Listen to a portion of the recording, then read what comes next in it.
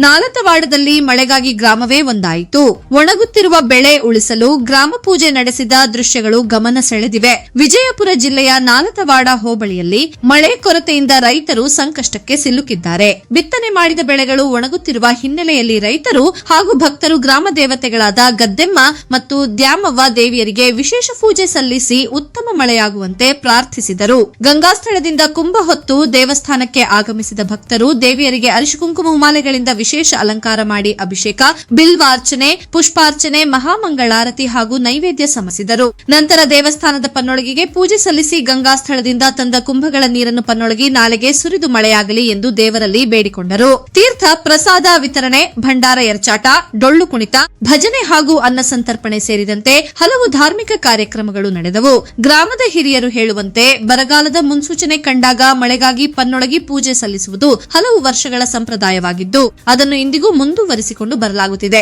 ಈ ಸಂಪ್ರದಾಯದ ಬಗ್ಗೆ ನಿಮ್ಮ ಅಭಿಪ್ರಾಯವೇನು? ಕಾಮೆಂಟ್ ನಲ್ಲಿ ತಿಳಿಸಿ.